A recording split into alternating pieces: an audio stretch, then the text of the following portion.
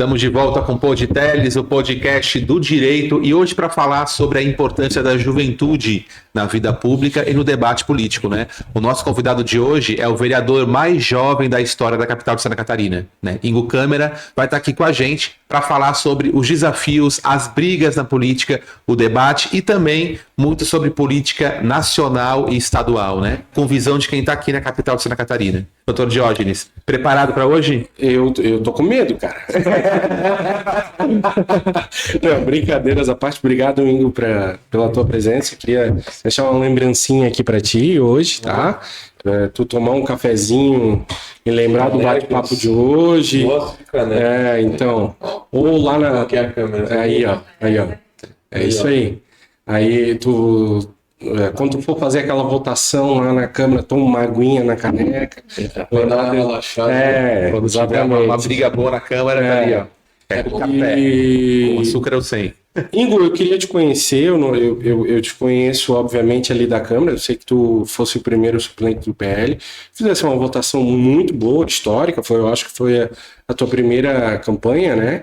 E eu queria saber quem é você, né? Eu acho que a galera mais à direita e o eleitorado mais ou menos te conhece. Eu queria saber onde é a tua região, de onde que tu surgiu e por que decidiu tão jovem se inserir na política, né? Qual foi o fator determinante? Olha, é uma pergunta longa, hein? Exatamente. Mas exatamente. Eu não sei se estou na posição que... Não, fica à vontade. Para ser mais objetivo na questão do município, né? Aos 18 anos, primeira idade que tu consegue concorrer a um cargo político, que é a vereança, né? Então, tive a minha primeira campanha aos 18 anos de idade, completei 18 anos em maio de 2024, e concorri a uma eleição, aos 45 dias de intensivo, né? Uma campanha que, para quem conhece, sabe que a campanha de vereador é aquela campanha do face-to-face, voto a voto, cada cidade tem sua peculiaridade. Florianópolis é uma capital, mas mesmo sendo uma capital, é uma ilha e tem uma certa comunidade de habitantes, mas comparado com os estados, não é uma cidade muito grande quando a gente trata de uma capital, né? Então, realmente foi um desafio que eu enfrentei aí muito jovem, atingindo a marca de 2.803 votos com 18 anos de idade, em uma campanha que eu não tive coordenador, uma campanha feita em família, né? Eu, meu pai, minha mãe, meu avô inclusive com 80 anos de idade, que também estava acometido de um câncer enquanto fazia a minha campanha, né? É a primeira vez que eu falo disso aqui, então. Olha. Porque ele não gostava que revelasse, mas ele batalhou ali junto. Tive a ajuda de alguns amigos, alguns jovens que acreditaram, se voluntariaram, mesmo com estágio, mesmo com faculdade, mesmo com todas as coisas que acometem ali a vida do jovem. A gente fez uma campanha dessa forma, todos os dias indo para a rua. Tudo que eu planejava vinha da minha cabeça, mesmo o meu avô sendo...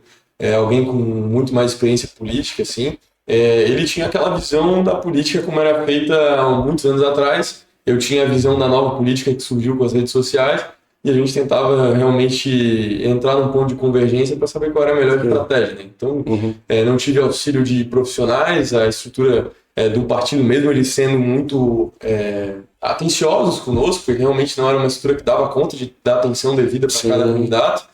Eu era o patinho feio da nominata, né? Era sempre pensar assim, olharam para um gurizão de 18 anos, nunca concorreu, pensaram assim, não. Esse aí é o primeiro a ser cortado ali, porque tinham mais 50 pré-candidatos a vereação do PL.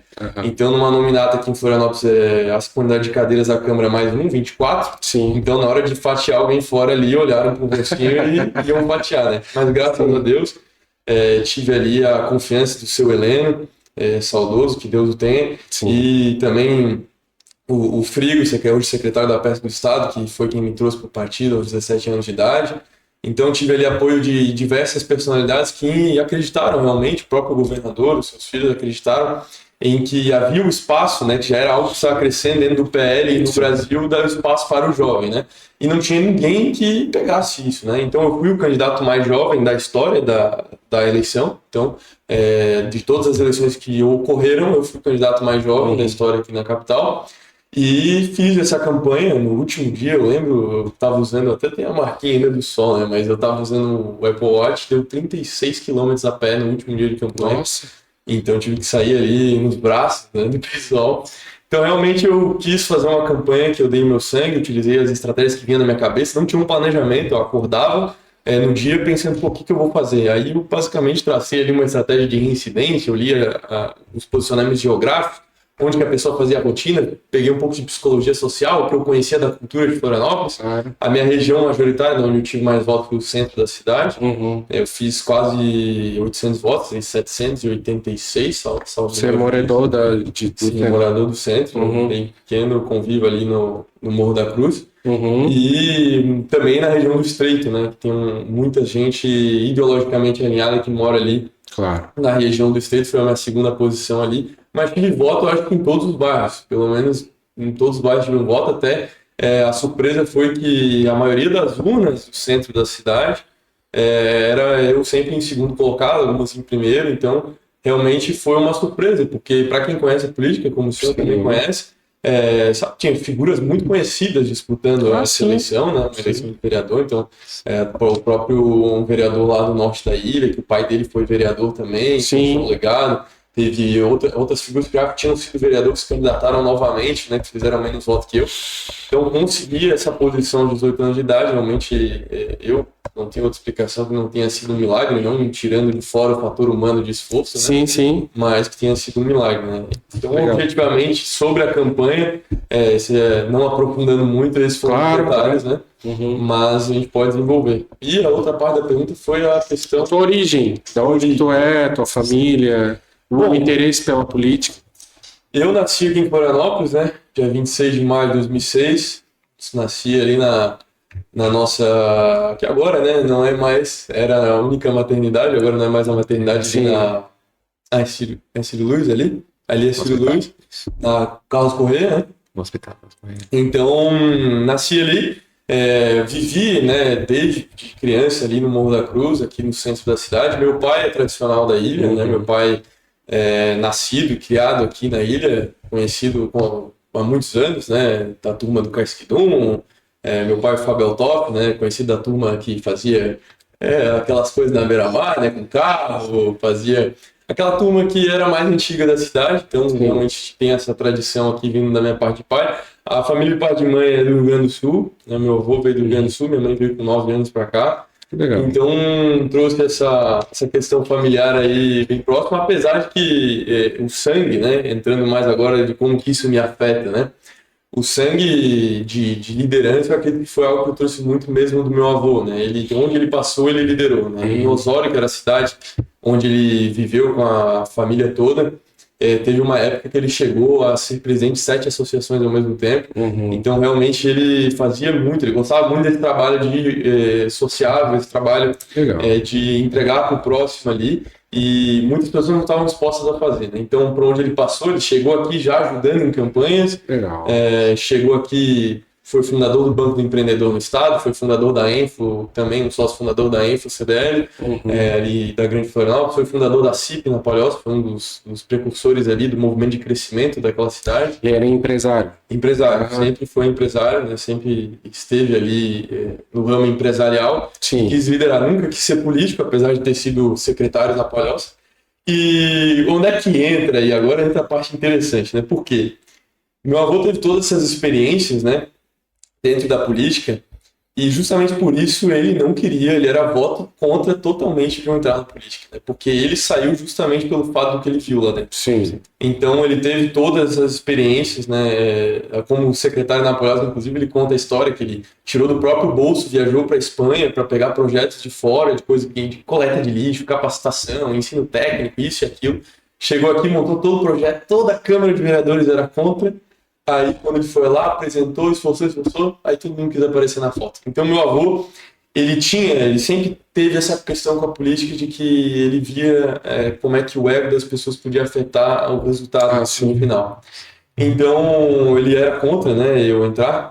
Esse movimento meu, né, essa minha vontade começou ali com 12 anos de idade, quando eu, desde pequeno, eu sentia que eu tinha alguma coisa que era incomum. Eu queria fazer algo, eu não queria ser só mais um, eu queria fazer alguma coisa, mas na visão tangível eu não enxergava. Eu via que meus colegas eram bons no esporte, outros eram bons na escola, outros eram bons em diversas outras áreas que envolviam ali uma juventude, e eu não me encaixava, não era bom socialmente tanto, não era bom na escola, não era bom nos esportes, e eu pensava assim, eu orava e pensava, pô, o que eu vim fazer na Terra? Qual é o meu propósito aqui? Uma reflexão E eu tinha filosófica. essa vontade de realmente, eu ficava filosofando e tinha essa vontade de, pode achar, pô, é muito cedo para querer saber o que tu vai fazer. Mas eu tinha essa vontade, eu tinha esse ímpeto de entender o que eu ia fazer da minha vida. E eu falava, não tenha pressa, tu ainda é jovem ainda, e faz a faculdade, depois pensa. Mas eu sabia que eu tinha essa pressa, tinha algo para ser feito e agora. E eu tinha que algo para fazer isso nesse momento. Então eu me via ali numa certa facilidade na relação de humanas, via que mesmo eu sendo alguém muito generoso, eu sempre gostei de fazer essa questão da caridade, né? Vindo do... Sou católico criado, vindo dessa criação, eu sempre gostei muito desses projetos de caridade, quando a gente fazia. Então, isso eu notava que refletia muito a minha conduta em todas as áreas. Eu gostava muito de realmente fazer algo que eu pudesse ver um sorriso no rosto de outra pessoa. E dentro desse aspecto mesmo, eu via que eu começava a perceber as maldades do mundo.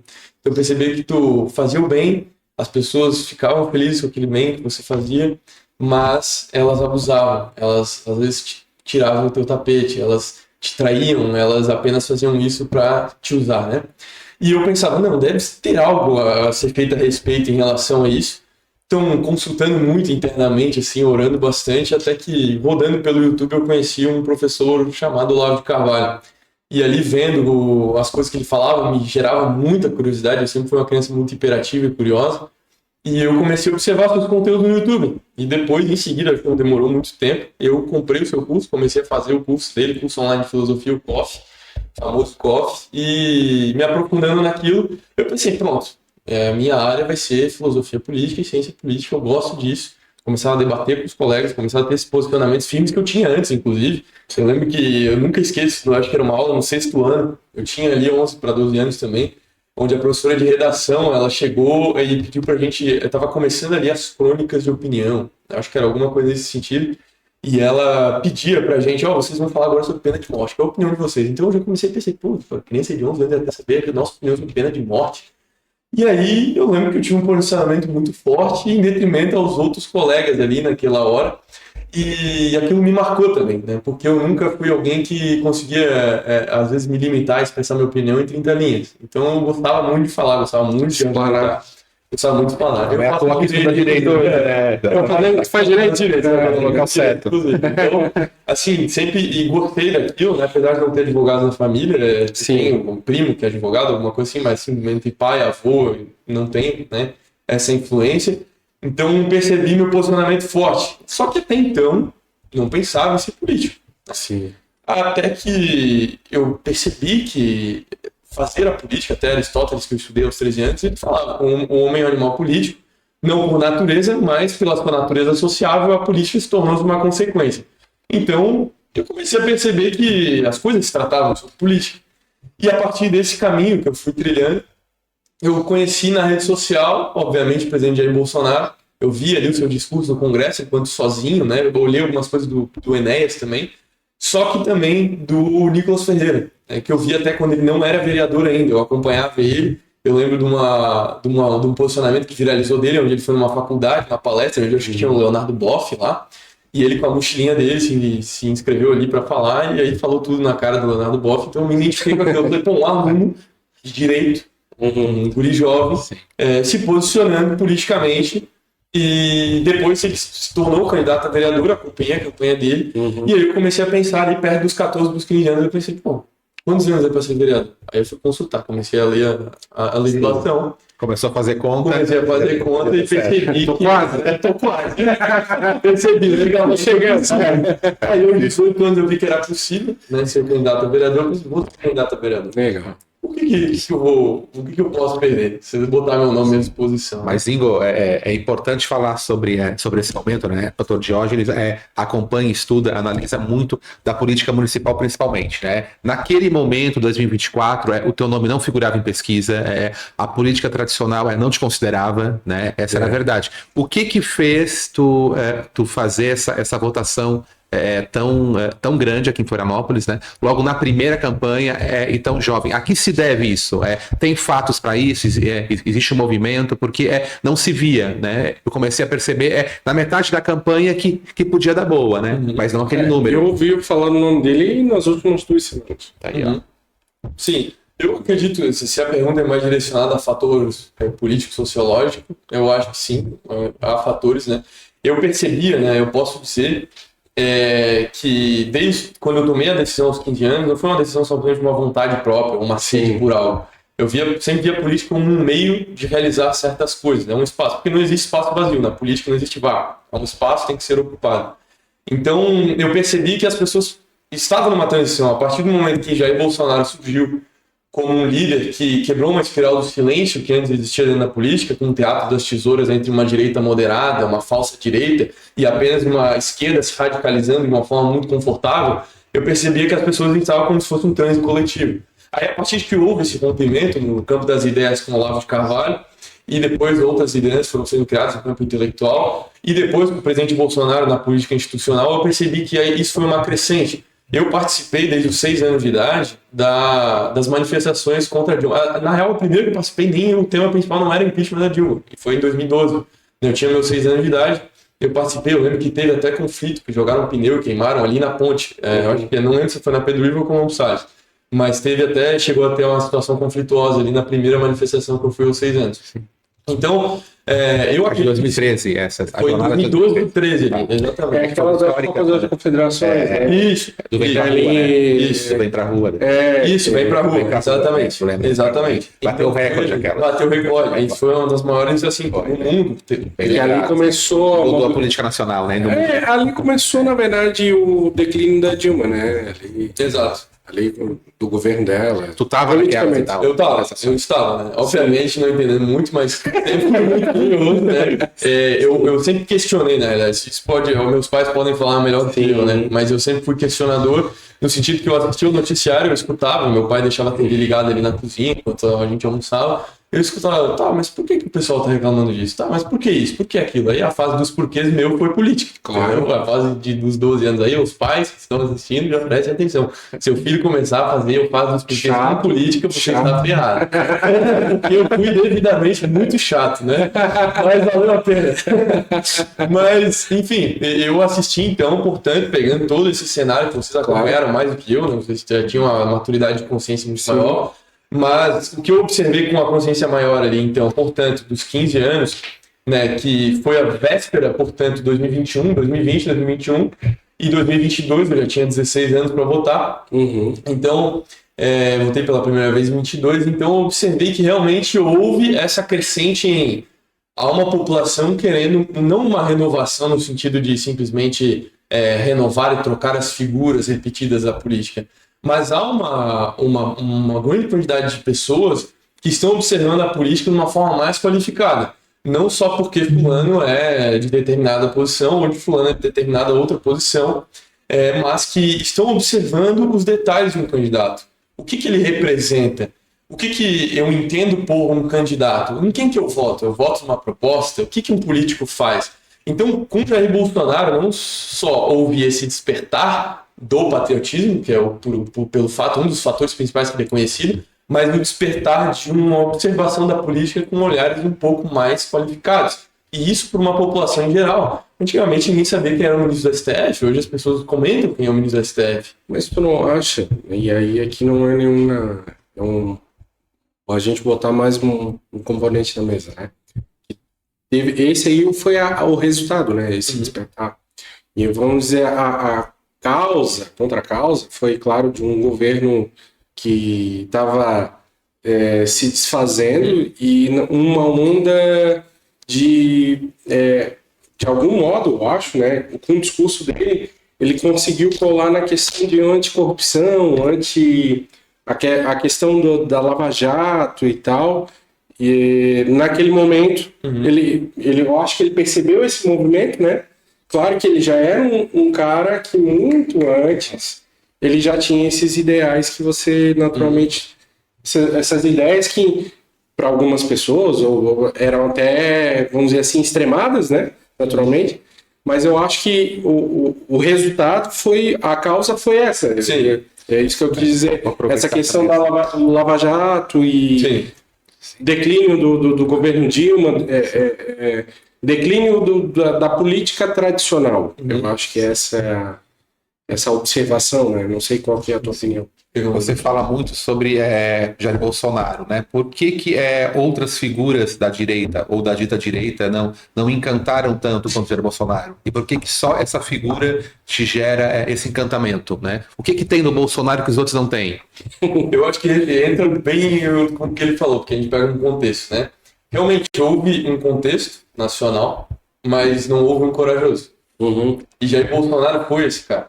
Jair Bolsonaro foi, enquanto ninguém tinha coragem, muitos não observavam o sistema. A população em geral observava o sistema. Já se falava de Foro de São Paulo com Olavo de Carvalho. Já havia um despertar das pessoas, tanto que havia uma placa. Eu lembro quando eu era pequeno, eu mesmo levantei uma placa dessa, fora Foro de São Paulo. Eu era pequeno, então as pessoas já começavam a entender, ter um despertar de consciência, porque a consciência é um ato da inteligência subjetiva. As pessoas podem realmente receber as informações e fazer isso. Mas com esse contexto todo que ocorreu, Jair Bolsonaro foi o cara que, diversos mandatos de deputado federal, muito confortável na posição que ele estava. Ele podia ser mais um ali naquele momento e deixar as figuraças. Só que ele decidiu fazer uma campanha diferente. E isso também se deve muito ao Carlos Bolsonaro, que muita gente esquece de falar, mas quando houve o ato falho, que nem o José Dirceu disse, da facada, quem continuou a campanha foi o Carlos Bolsonaro, quem geriu toda a campanha por trás dos bastidores, definitivamente, fazendo a questão das mídias digitais que nunca tínhamos visto antes, foi Carlos Bolsonaro. Sim. Então ele rodou o Brasil junto com os irmãos e fez esse tipo de posição que se hoje a gente não teria tido o Jair Bolsonaro em 2018. Então eu percebi que houve esse contexto, né? E aí, obviamente, entra em resposta para o que vocês perguntarem em relação ao que condicionou também o Ingo ser essa figura escolhida por parte da população, foi isso. Teve que haver um corajoso, aquele que chamou o absurdo pelo nome pela primeira vez em um debate presidencial. Ele olhou para a cara de figuras repetidas do sistema, que ele estava muito confortável com o PSDB e com o PT, que faziam aquelas trocas. Hoje a gente vê, Geraldo Alckmin é vice-presidente da República, e antes falava que voltava à cena do crime, que Lula quer voltar à cena do crime. Alexandre de Moraes atrás do Geraldo Alckmin, sendo secretário. Então a gente percebeu que o brasileiro cansou daquilo ali. E o único candidato que surgiu nesse ponto, falando sobre ser definitivamente o antissistema, que o Brasil estava nesse trânsito coletivo, que a população enxergava, mas não havia um líder que substituía, que entrava nesse ponto para tirar aquilo que a gente já via sempre. Então Jair Bolsonaro foi definitivamente esse corajoso, que entrou na frente de um centro, tanto que foi quase assassinado por isso. Então eu percebo dessa forma, que entrando nesse contexto que houve da Lava Jato, que houve esse despertar da população, esse movimento de rua, apesar de já antes Jair Bolsonaro, enquanto deputado, falava esse tipo de coisa, isso, mas não era, ou não tinha essa visão. Não tinha essa visão. Aí aconteceu o contexto. Exato. Tem um cara que já falava lá atrás. Exatamente. Tanto que o Enéas, né, já conhecido também, entrou em evidência nas manifestações, eu lembro. O Enéas foi muito enaltecido, né, porque ele falava. Tanto que o Enéas, enquanto colega de Jair Bolsonaro, eles muitas vezes convergiam lá em defesa como duas vozes exóticas, né, como gostavam de qualificar, porque o sistema tenta te assassinar e se ele não consegue, ele assassina a sua reputação. Eles faziam com o Enéas, né, chamavam de louco, e também fizeram com o Jair Bolsonaro naquela oportunidade, como fizeram com o Olavo, né? Então, eu acho que todo esse contexto entrou em convergência para resultar na criação também de novas lideranças, que foi o que aconteceu comigo. Em 2024, as pessoas começaram a perceber, principalmente depois que aconteceu em 2022, que mais do que nunca as pessoas observaram, aconteceu algo muito inédito em 2022, o sistema conseguiu se reajustar e conseguiu vencer a gente novamente. Então, as pessoas tiveram aquilo, mesmo que amargamente, a oportunidade de olhar para dentro de nós e entender que responsabilidade eu tenho com isso aqui. A política, e foi justamente o meu discurso na campanha, que eu falava, como nós jovens podemos ser o futuro se nós não tomarmos decisões no presente? Pura lógica. Como que você quer que no macro você tenha bons líderes se no micro você não se importa? As pessoas vivem no município. O que importa você eleger um vereador que vai asfaltar sua rua, vai fazer projeto de lei, que, diga-se de passagem, mais de 90% dos projetos de lei em câmaras municipais do país são inconstitucionais.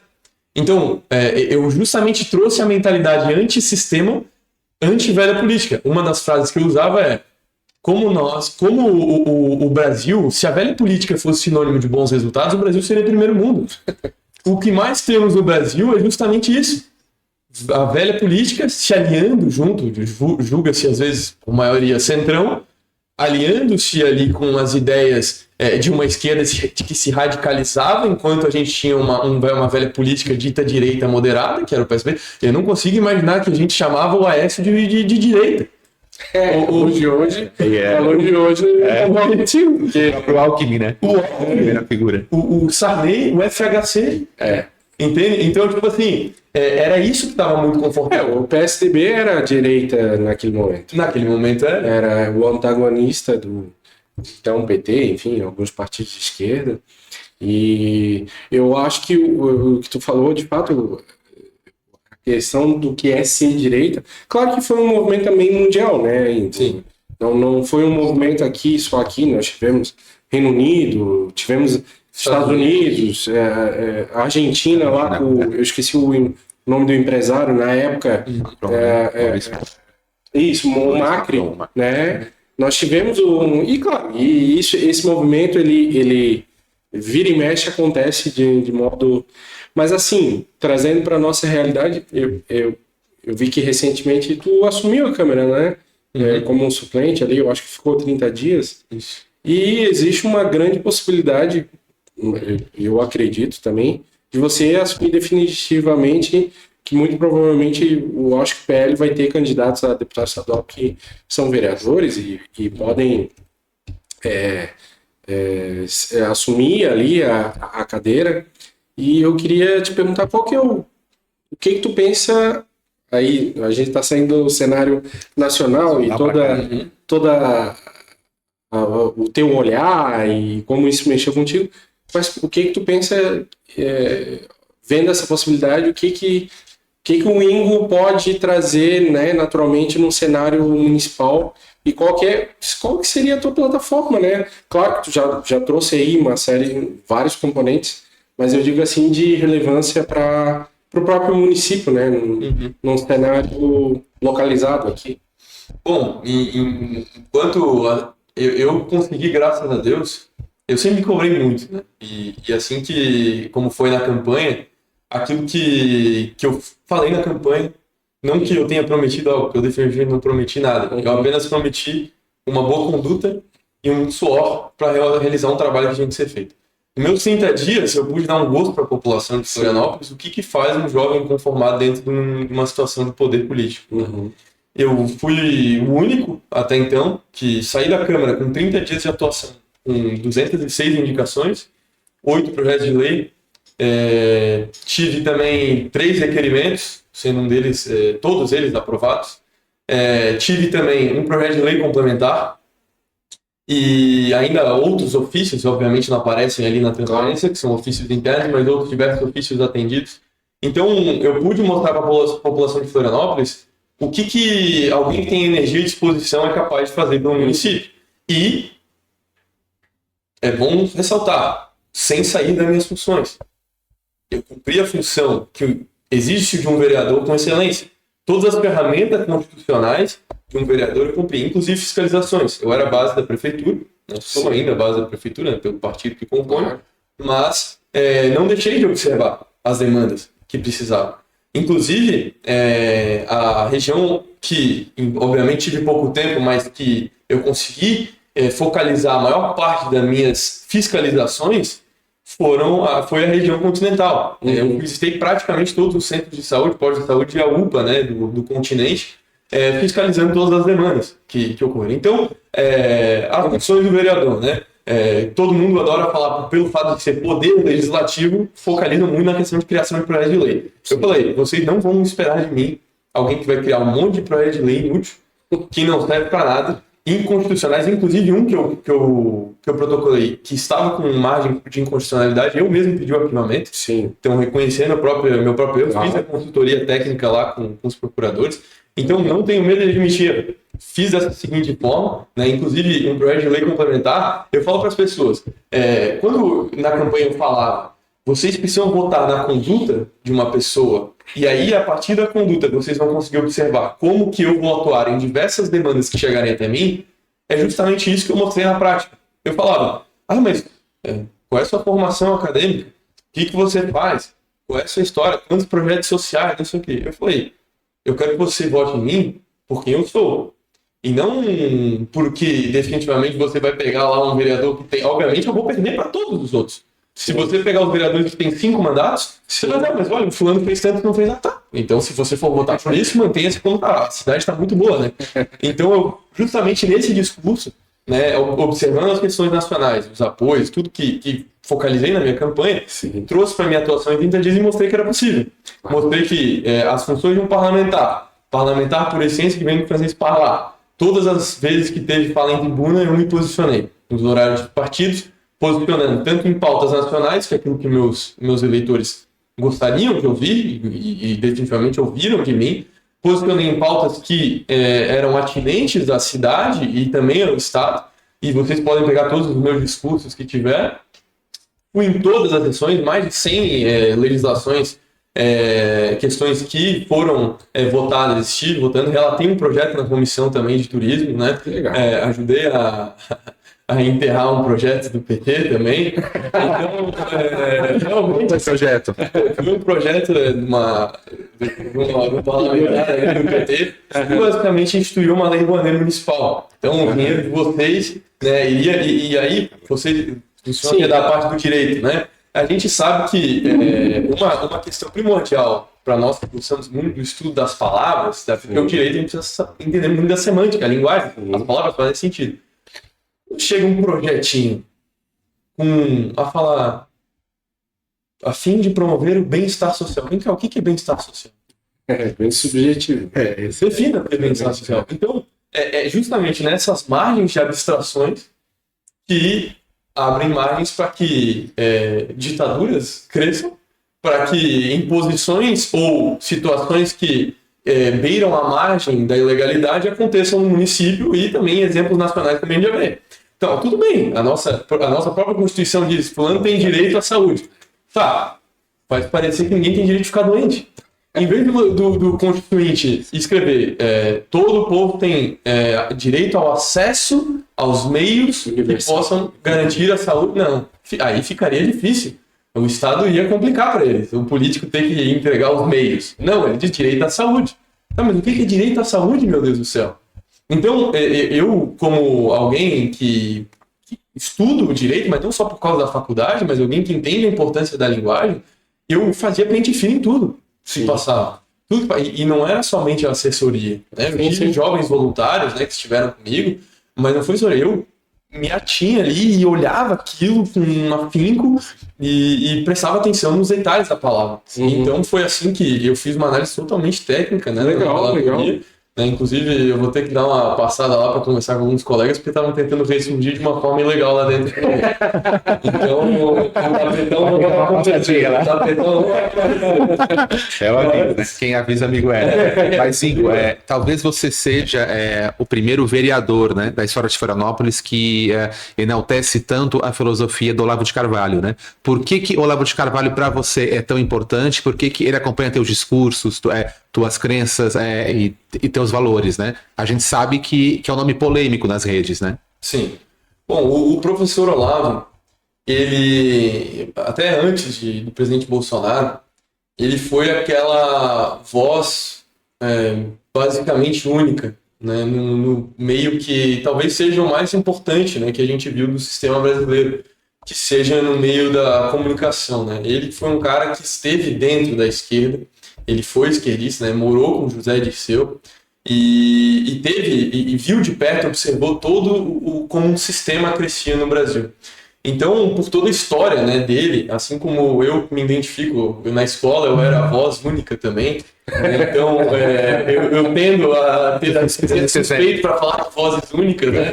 Mas assim, o professor Olavo, ele não só foi quem acendeu a chama dentro de mim, como foi um cara que até hoje, ele mesmo falava, depois que eu falecer, eu vou continuar incomodando muito mais do quanto eu estivesse vivo. Então ele realmente conseguiu, acredito que ele conseguiu chegar a um patamar de inteligência e conhecimento que basicamente ele conseguia observar a realidade do futuro como se fosse uma visão única, uma visão tangível na frente dele. Então ele falava, isso aqui vai acontecer, porque isso aqui... Até hoje o pessoal ressuscita tweets dele falando de coisas que estão acontecendo hoje. Então, realmente... Meio profeta da política, né? E do mundo. Exatamente. Então, realmente me admirou muito ter um cara que falava as coisas com muita sinceridade, muita autenticidade, e que realmente tinha honestidade intelectual e não tinha amarração nenhuma para falar aquilo que tinha que ser falado. Então, o professor Olavo, ele fez assim um bem à intelectualidade, um resgate à inteligência brasileira, e isso a gente consegue observar. Eu costumo dizer, e todos os alunos do professor Olavo que eu encontro, eles falam, existe uma vida antes do professor Olavo, de conhecer o professor Olavo, uma vida depois. Comigo foi exatamente assim. Antes de conhecer o professor Olavo, eu era uma pessoa. Depois que eu conheci o professor Olavo, eu me tornei outra pessoa, totalmente diferente. Eu comecei a ter uma sede pela verdade, uma busca pela realidade que eu nunca tinha tido antes. E, graças a Deus, eu tive a honra de ter esse contato ainda muito jovem, porque foi justamente naquela, biologicamente falando, que a minha mente estava muito plástica. Então eu falo para as pessoas, eu basicamente fui alfabetizado politicamente pelo professor Olavo. Então isso me trouxe assim uma vantagem, e eu via que aquilo era muito benéfico para mim. Eu conseguia, no início, meu Deus do céu, eu abria a primeira aula do COF, eu pausava a cada 5 minutos, voltava, escrevia as palavras, não entendia, voltava, e eu falei, não, eu não vou ser vencido por isso aqui. E aí eu começava a ler e escutar de novo, volta. E depois, de 5 passou para 15 minutos que eu conseguia assistir sem pausar. Então a minha inteligência, eu notava que eu comecei a mudar como pessoa. E o professor Olavo não só focalizava em política. E ele, como essa voz única, obviamente, eu estava até assistindo ontem uma entrevista que ele deu no Morning Show. E aí tinha um jornalista da esquerda, até meio parecido com o Jean Willis lá de Austin. Esqueci o nome do rapaz. Eu não sei se ele no ar, mas ele... Quem assiste Morning Show aí deve estar procurando agora. Não, foi antes dele, foi antes. E aí o cidadão lá, ele falou, mas Olavo, você como uma personalidade da direita, você não se sente responsável quando a direita divulga fake news e ataca outras pessoas, não sei o quê. Aí ele falou, não, pera lá, vamos botar os pingos nos is. Muito antes de qualquer membro da esquerda ser atacado, no Orkut, na época do Orkut, eu tive 100 mil páginas me atacando, escrevendo mentira de astrólogo. Se vocês abrirem a Wikipédia agora, nesse exato momento, botar quem foi o Olavo de Carvalho, leia lá o que os caras escreveram. Então, assim, pessoas que nunca leram um livro, uma obra do professor Olavo, que quando debatiam presencialmente com ele, tinham congestão cerebral. É o caso de vocês pegarem no YouTube aí, Miriam Leitão debatendo com o Olavo de Carvalho, ainda acho que foi na Federal do Rio Grande do Sul. Observem, Miriam Leitão, que hoje vocês assistem com muito afinco. Observem como é que ela foi. Então, assim, o professor Olavo, eu acredito que ele chegou num nível de inteligência que, assim, eu duvido que haverá outro como ele. E, obviamente, ele criou outras lideranças, né? Formou políticos, criou até, que a gente tem a honra de ter aqui o professor Rafael Nogueira, que é meu professor também, foi professor do Olavo, foi aluno do Olavo presencialmente. Então ele criou diversas lideranças e ele conseguiu realizar o sonho dele, que era realmente incrementar a inteligência da população. E como é que tu vê agora, enfim, a gente foi do passado já falando da tua formação e tal, e tu é um cara muito... Eu vejo que tu gosta de se aprofundar naturalmente. Como é que tu vê o atual cenário da direita, né? O próprio ex-presidente, como tu falou ali, que tu gosta muito, tu acompanhou, tu tem... Como é que tu vê o atual cenário, a perspectiva daqui por em diante? Tu acha que, na tua visão, a gente vai ter uma candidatura ainda do Bolsonaro, como muita gente, né, afirma, ou eventualmente a direita, como está posta hoje, vai se entornar em nome de outra pessoa para contrapor muito provavelmente a reeleição do atual presidente Lula? Qual é a tua visão hoje a respeito? Um ano antes, qual a previsão do INE? Olha, não precisa ser previsão, pode ser a tua visão mesmo, para tu ficar mais tranquilo. A visão é da visão. Enfim, mas eu vou... Assim, eu tenho reiterado diversas vezes na minha rede social, onde eu passo, eu reitero. Eu acho que ainda falar sobre eleições, não que eu não vá comentar aqui, claro, mas falar sobre eleições, Eu acho que é algo que tem que ter a nossa atenção, até porque a gente sabe que um ano antes passa rápido. Só que eu acho que a tentativa de conversar muito sobre candidatos presidenciáveis a 26 agora é uma cortina de fumaça que está acontecendo no país. A gente tem uma situação acontecendo no país onde nunca antes na história um presidente da República está condenado e não é por corrupção. A gente tem no nosso país uma situação na história onde antes a gente teve um ex-condenado, um cidadão que agora está na presidência da República, que teve diversas delações, mas centenas de delações, em contraponto a um que está condenado por 9 delações ainda modificadas. Então, fora da aberração jurídica que isso ocorre, ainda mais agora que a PGR tirou a denúncia que manteve a cautelar dele, o presidente Bolsonaro está nesse momento preso ilegalmente. E a PGR nada se manifestou, mais uma ilegalidade, e nem o STF se manifestou a respeito. Então, eu acho que as pessoas, o momento atual exige que nós olhemos para o que está acontecendo com o líder máximo. Porque eu falo para as pessoas, eu adoro repetir essa frase, esse conto, né, que um autor alemão, no período da Alemanha nazista, ele escreveu. Ele, parafraseando para ser mais curto, mas ele disse, certo dia bateram na porta do meu vizinho e pegaram ele. Eu não era deficiente, eu não me manifestei. No outro dia, bateram na porta do meu outro vizinho. Ele era cigano, eu não era, então, portanto, também não me manifestei. No outro dia, bateram na porta do meu outro vizinho. Ele era negro, eu não era negro, então eu também não me manifestei. No outro dia, bateram na porta do meu outro vizinho. Ele era judeu, eu não era judeu, também não me manifestei. Na quinta vez, bateram na minha porta. E eu não tive a ninguém quem recorrer. Então eu falo para as pessoas, agora é Jair Bolsonaro. Eles estão querendo botar a coleira nele, para a coleira que deveria estar indo em vocês. Primeiro eles vão pegar o líder. Depois eles vão descendo, segundo escalão, terceiro escalão, quarto escalão. Na boca de uma própria ministra do Supremo. Chamou a toda a população brasileira de 213 milhões de pequenos tiranos. O que ele quer dizer com isso? O ministro do Supremo dando entrevista. O Gilmar Mendes, quando eu apanhei no UFPR, ele falando que se solidarizava com a reitora, que era filha do Fachin, por ter sofrido agressão, que posteriormente sofreu, não todos justificando aqui, mas e todos os jovens que todos os dias apanham dentro das universidades por ter uma opinião dissonante. Não há um ministro solidarizando publicamente. O presidente do Supremo indo em roda viva, um programa, em que inclusive o CNJ proíbe que juízes deem entrevista, ou seja, o ministro é um caso à parte, indo em roda viva, dar entrevista e chorando em rede nacional. O que é isso? Então, assim, eu vejo um cenário preocupante em que o povo não deva falar de eleições, mas ele deve entender que a única direita, porque não existe nenhuma outra no país, a única direita 100% verdadeira é Jair Bolsonaro. O Brasil nunca viu uma direita antes, PSDB não foi direita. MBL não foi direita. Nenhum outro movimento ou partido foi de direita, senão Jair Bolsonaro. E a figura dele transcende o CPF. Ele se tornou já uma ideia. Tanto que não há perseguição a quem não se ajunta a Jair Bolsonaro. Aqueles que se dizem de direita não estão sendo perseguidos. Eu não vou citar nomes aqui, mas há membros lá no Congresso que se dizem de direita, partes como União Brasil e etc., que não são perseguidos. Interessante você falar sobre isso, né? Porque assim, né? Já que pode fazer pergunta difícil, né? Mas é o seguinte, ó, nesse atual momento, né? Enquanto líderes da direita se afastam do Jair Bolsonaro, né? Você o defende. E também, enquanto alguns veículos de comunicação, entre aspas, de direita, são contra a pré-candidatura do Carlos, você também defende. Por que essas duas atitudes tão destemidas e tão corajosas? Você não teme no futuro perder espaço, perder eleitores, talvez, no futuro, por conta disso, das duas defesas? Ser uma represália de qualquer modo. Olha, a política não é um ambiente para os covardes. É um ambiente para os que não têm posição. E isso a população brasileira cada vez mais está aberta aos olhos.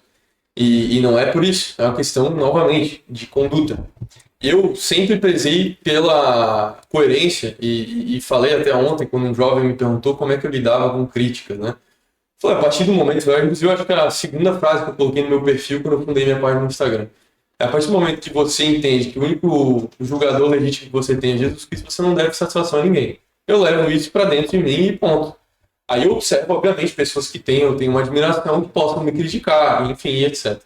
Mas eu sempre fui uma pessoa posicionada e analiso sempre os fatos baseados na nossa mais sábia conselheira, que é a história. A história não mostra o que aconteceu quando pessoas, como na Venezuela, mesmo com sanção da Lei Magnitsky, o povo não se levantou e abandonou os seus líderes que surgiram da direita. O que aconteceu? Fadada derrota novamente. Então eu vejo que, assim, se não há o Jair Bolsonaro para concorrer à eleição ano que vem, vai ser quem ele indicar, ponto final. Não há outro nome. Não vai surgir terceira via. A terceira via, inclusive, diga-se de passagem, foi a que dividiu o voto em 2022.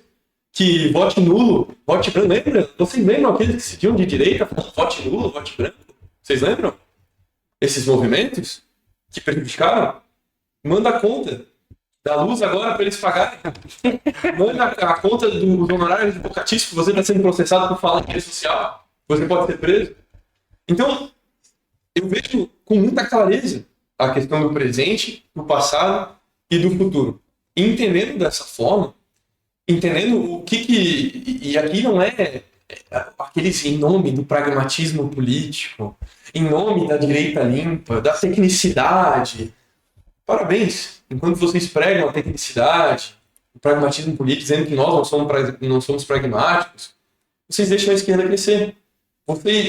Quando irá haver um ministério técnico, se não com uma direita, se a gente chegar lá? Foi o que aconteceu com o Jair Bolsonaro.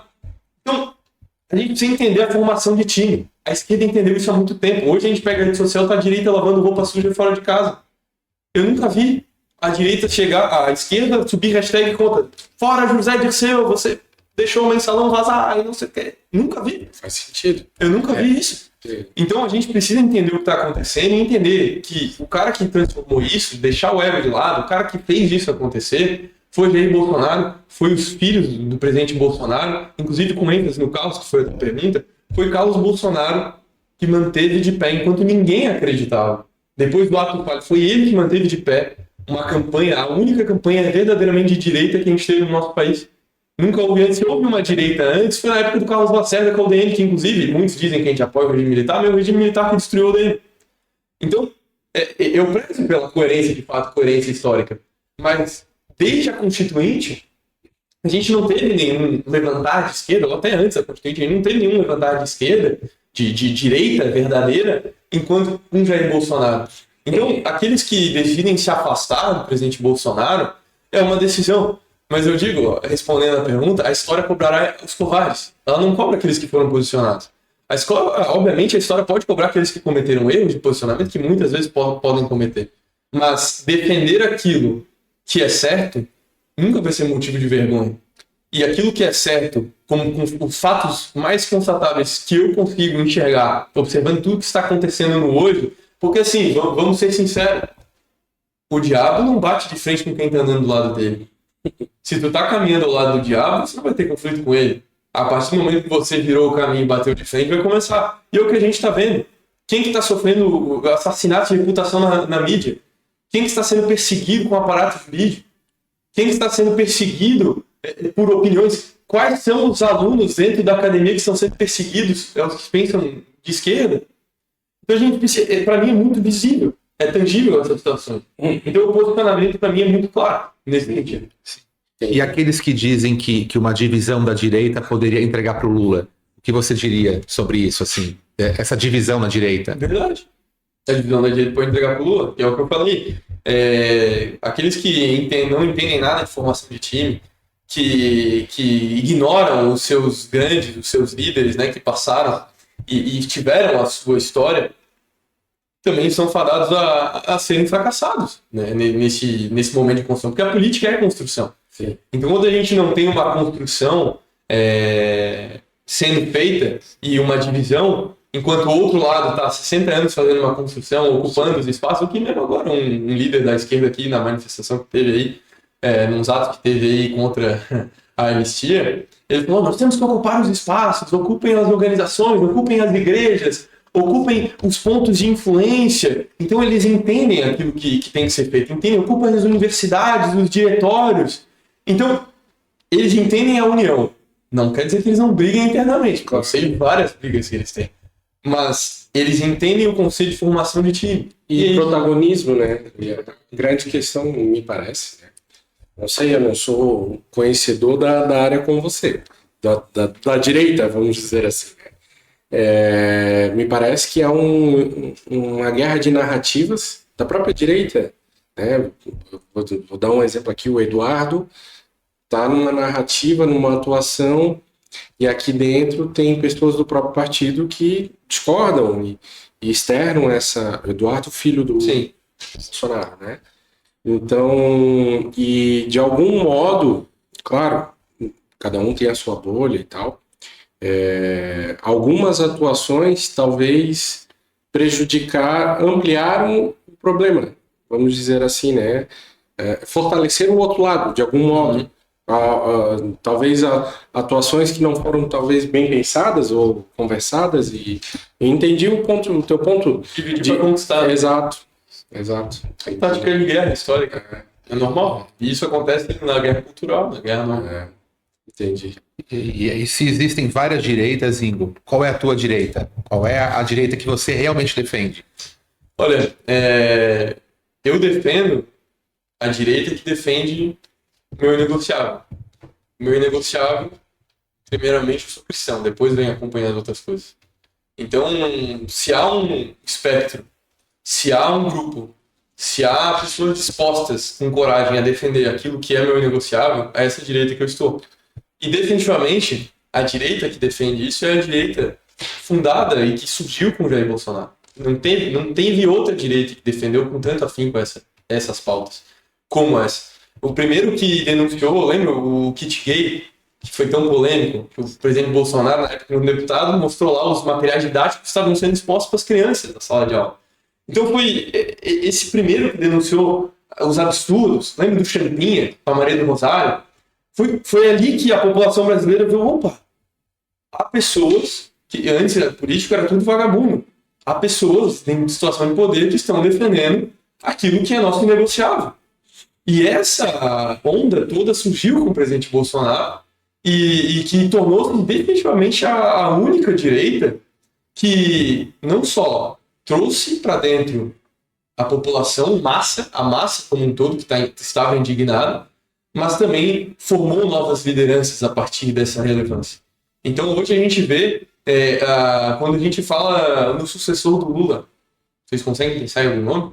Difícil, né? É difícil pensar. Difícil. Então, um dos erros do PT, graças a Deus, foi que eles focalizaram muito no Lula a imagem e não deixaram com que novas lideranças fossem criadas. E isso fez com que o prazo de validade deles perdesse. Aí eles tiveram que apelar para as pautas do identitarismo, para o progressismo, né? O Lula, que antes foi feita aquela pauta de trabalhista, do operário, econômica, social ali. Remodelaram como que diz, o arquétipo, né? Botaram uma gravata, deixaram um pouquinho mais pomposa, começaram a falar dos banqueiros, das elites, e pegando a parte trabalhista, mas agora fazendo essa transição para o identitarismo. Então eu vejo que isso é o que a gente precisa observar quando a gente olha para uma liderança, e reconhecida internacionalmente. O presidente Bolsonaro é reconhecido peguem as lideranças conservadoras do mundo, não precisa pegar as internas.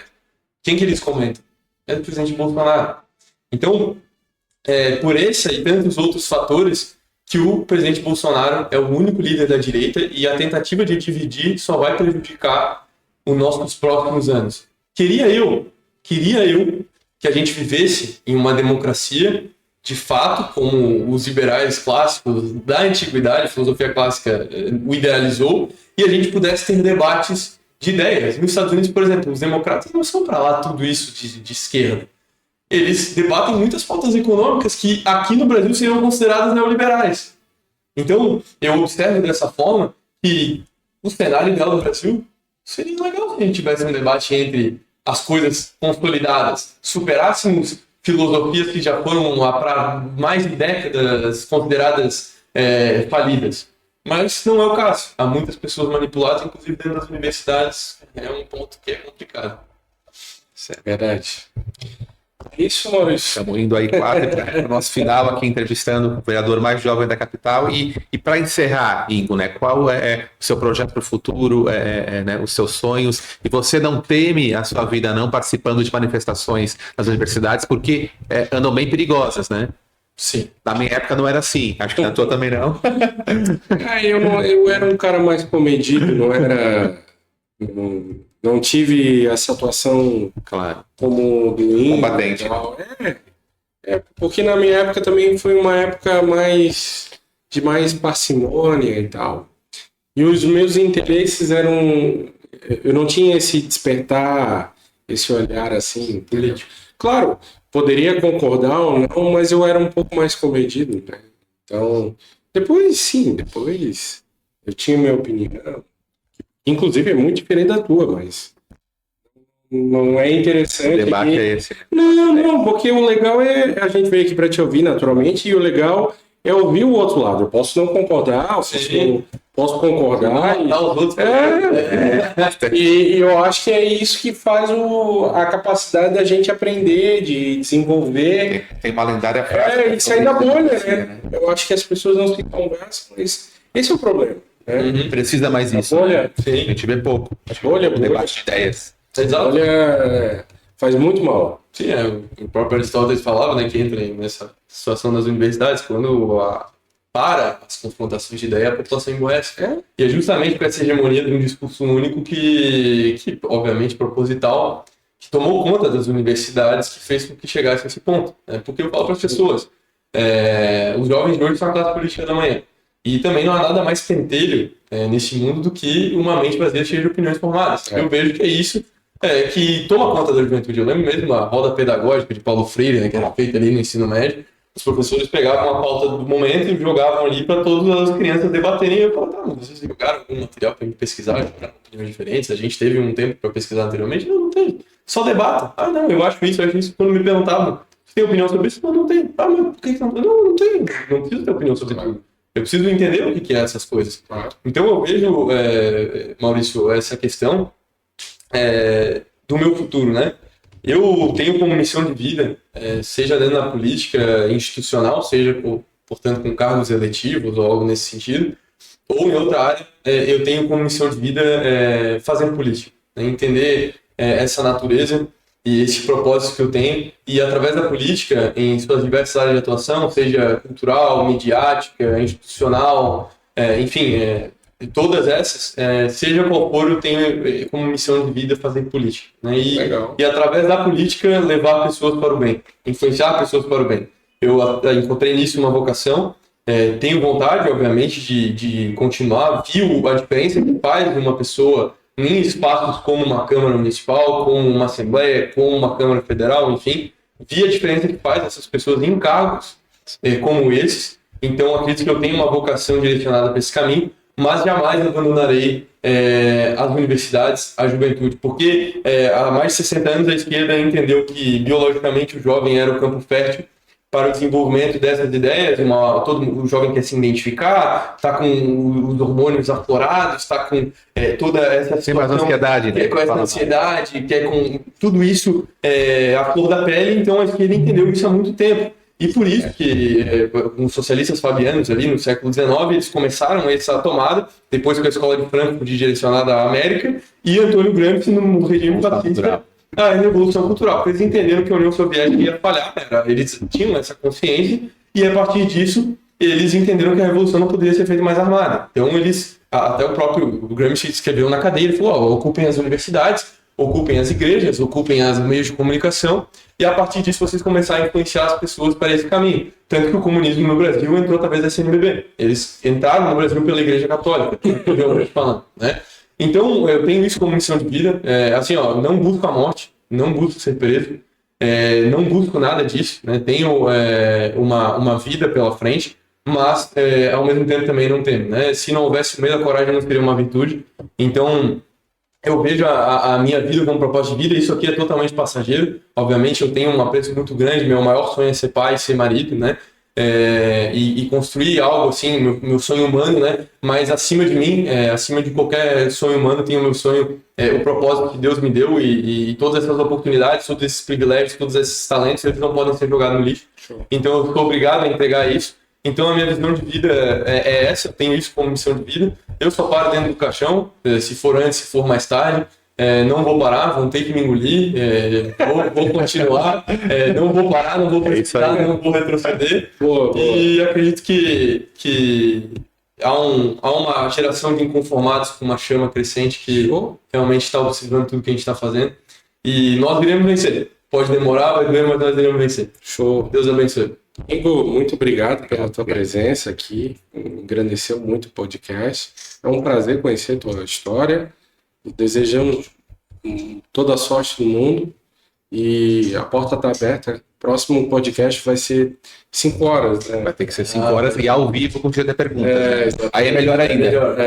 Exatamente. O debate vai ser ao vivo. Valeu, querido. Muito obrigado. Obrigado pela oportunidade aí.